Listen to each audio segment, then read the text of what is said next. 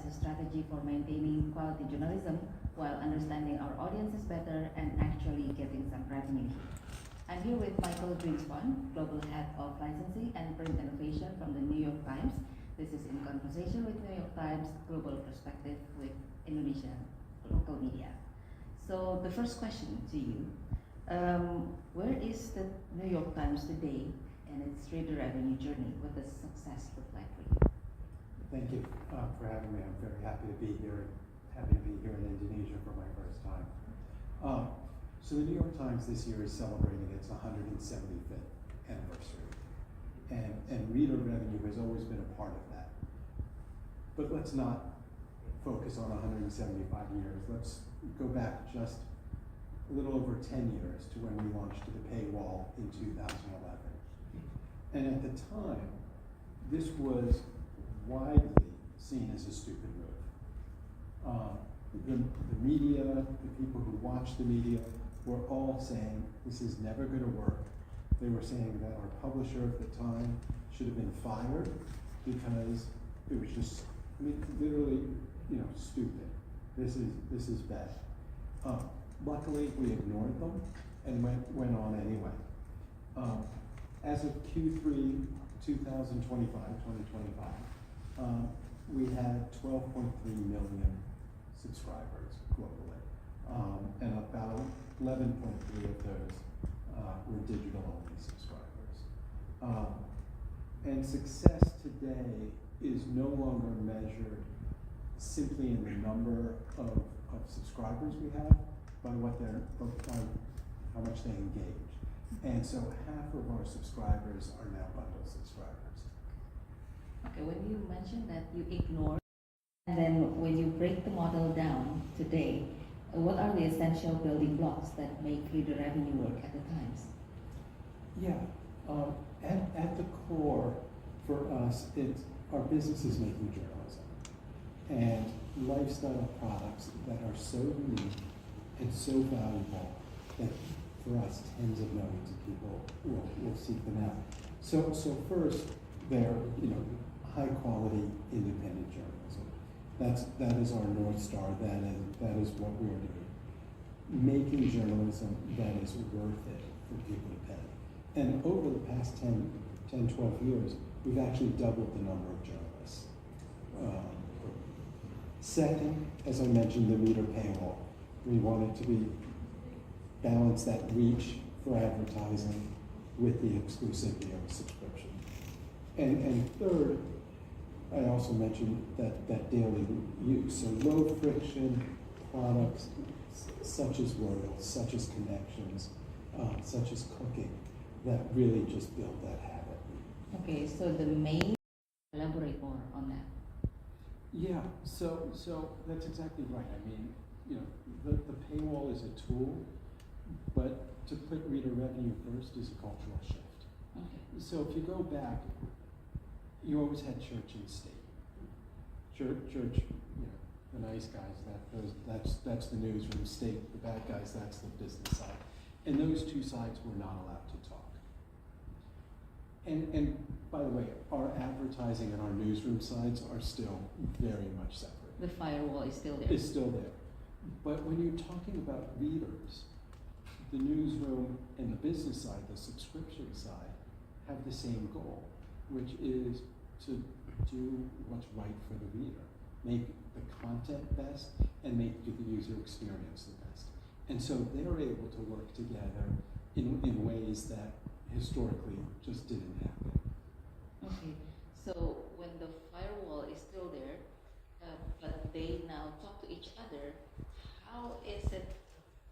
how did it happen internally? What kind of cultural shift? There was great debate. I talked about it a little bit, the debate outside the company, but inside the company, we were having the same debate. There was the people coming out of the digital side were really, information needs to be free, or once the toothpaste is out of the tube, you can't get it back in. But again, what we were talking about is there was no choice but to try.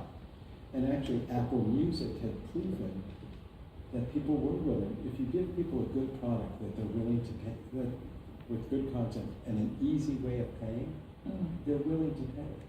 You may remember, I mean, there were plenty of ways to get free music online, but once someone came up with an easy way to pay.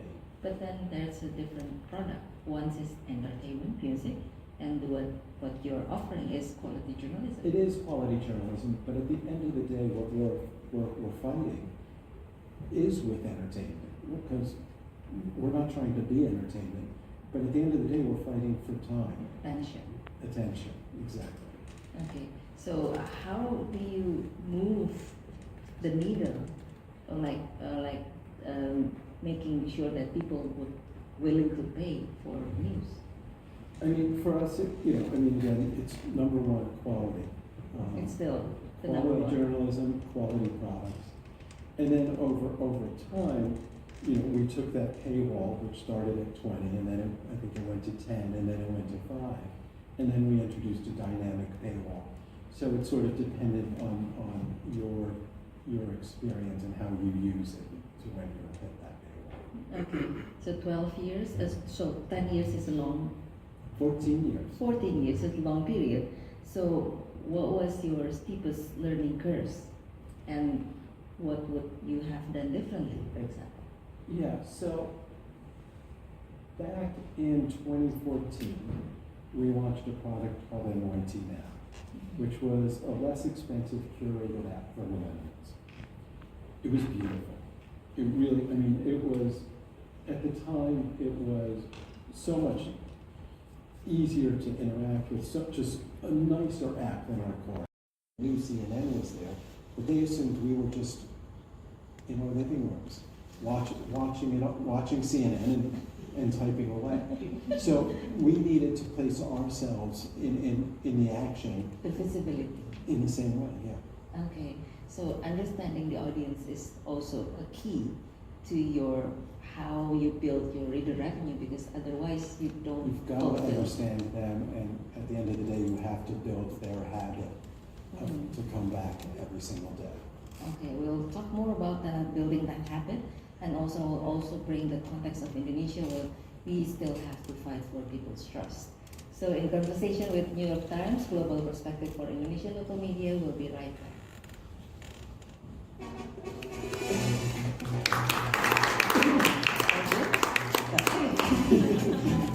All good. Okay. About every product out there. So I guess the key here is to have a diverse You've got revenue stream. yeah. So it's not the only, you cannot just depend on one source, which is the government. And we've always had to have a diversity. In the old days, it was primarily advertising first and a little bit of subscription, and now it's sort of going the opposite direction, where it's subscription first and hopefully still some advertising. But we've always had to have that. We've had that diversity. Okay, so we have audience in the studio, and who wants to go first? Okay. Introduce myself? Sure. Thank you. Good evening. My name is Mark Winkle from Prisma Public Relations, a local agency here in Jakarta. Thank you, earlier for your comments about framing local. What are people reading for free? Okay. It's for free now, right? What are people reading? It's When reading you look the at your habit. if you look at your top 5% of users, what are they consistently coming to? Because if they're the people who are most consistently coming, presumably they're going to what's most important. And the newsroom is actually the driver of our business, right? Yes, they're not out there selling ads. We don't want them to. They're not out there selling subscriptions. We don't want them to do that. We want them to continue to do reporting excellently. And making it clear, and it's going back to sort of that culture change that we talked about at the beginning, that, as I said, the newsroom is the driver of the business. Don't see that as a cost center. Don't see it as a cost center. Okay. then, you know, I mean, it's just, there are guardrails. You know, as I mentioned, we still have the firewall between news and advertising. That won't go away. Just like the conversation between business and Exactly. But, yeah, you just, for us, you know, editorial independence is sort of that line that we're not willing to cross. I mean, just sort of an aside, stupid story, you know, the number of people, you know, who come to me as I travel and are like, can you get this into the paper? And I'm like, you know, the worst thing you can possibly hope for is for me to go to an editor and say, you should write about this. It is a surefire way that if they do write about it, you're going to get a terrible story. Because, you know, it's basically their way of saying to, I am on the business side, their way of saying, I have editorial independence. okay. And if the editorial, the quality journalism is what you're selling to the audience, then you have to stick to being independent, right? Okay. So we'll have a break after this. So in conversation with New York Times on media sustainability, we'll be right back. First is that it protects our IP. That's a must. The second is that the output, whatever they're creating, isn't a substitute for us. And the third is that we get well compensated. So we have a deal right now with Amazon. They're training on our content. They're ranking on our content, retrieval augmented generation.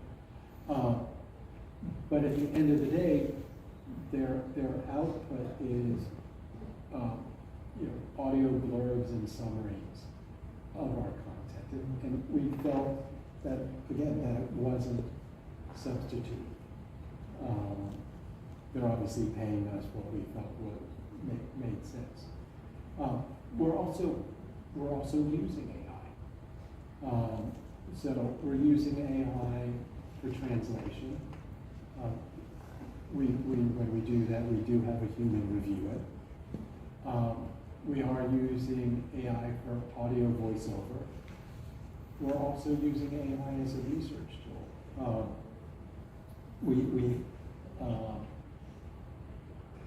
We just had a story this past week,